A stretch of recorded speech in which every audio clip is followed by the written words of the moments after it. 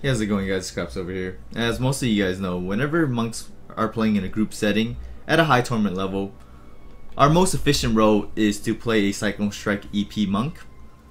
And that works great for the duration of the rifts. We run ahead of the party, we cast Cyclone Strike, mob everything up in a small area, drop a few exploding palms, and wait for our teammates just to absolutely shatter everything on the screen. That works great for the duration of the rift. But one of the drawbacks of that is once you reach the Rift Guardian, you literally do 0 DPS. But that kind of changes once you have access to this one weapon called the Furnace. What the Furnace does is, whenever you're dealing damage, you have a chance to deal 6 to 8% of the enemy's current health as fire damage. By reading that description, you would kind of assume that by stacking fire damage, you would actually increase the damage of the proc, which is completely untrue. The only thing that increases the damage of the proc is by stacking increased damage versus elites, which is why having a diamond in your furnace is much superior to having a emerald in your weapon. Alright, so as far as being in a rift setting, this is what I typically do. Once the progression bar hits about 97%, what I'll go ahead and do is I'll go ahead and run off to the side and change one skill. And that one skill is changing Cyclone Strike from Cyclone Strike to Way of the 100 Fists, Fist of Fury. The reason I do this is, like I said, Furnace has a chance to proc whenever damage is dealt. By having 2 DOT attacks, which means damage over time, this greatly increases my chances of proccing the Furnace's proc.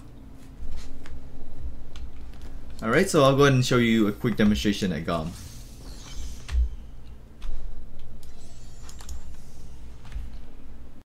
I was mentioning earlier, by stacking the increased damage versus elites, you're able to increase the damage of the Furnace's proc.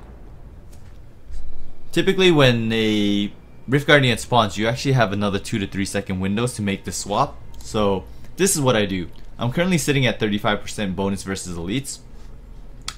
First swap I'll make is obviously swapping in the Furnace. Next is the Hylicon's Accent.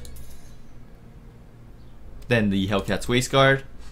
3-piece Og Hilts. Stone of Jordan. Along with the Legacy Stone of Jordan.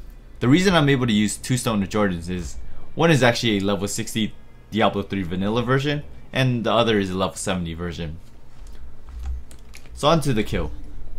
Keep in mind that the damage dealt is scaled off of the mob's current HP. So whether this is in a single player setting or 4-player setting, the damage dealt will be exactly the same. So the first damage you want to deal is the Exploding Palm, drop a Forbidden Palace, and then use Fist of Fury to try to proc the Furnace. As you can see, within 5 seconds I've already dropped the GOM down to 40% HP.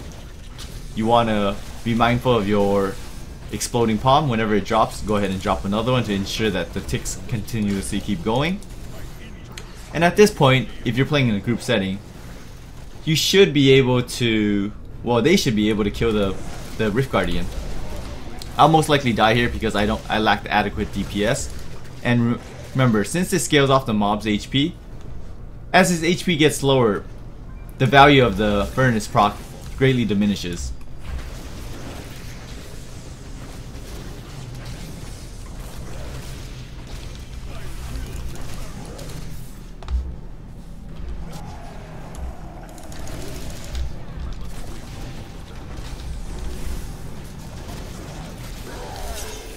And I was successful at killing GOM with only 160k DPS. That took a little while, but in a real setting, or any type of setting, if you own a Furnace, what you would do is basically just do a gear swap, do a quick skill swap, and you'll be able to take him down. So if you've enjoyed my video and explanation about the Furnace, make sure to subscribe to my YouTube channel, as I'll be providing more monk content for you guys in the future.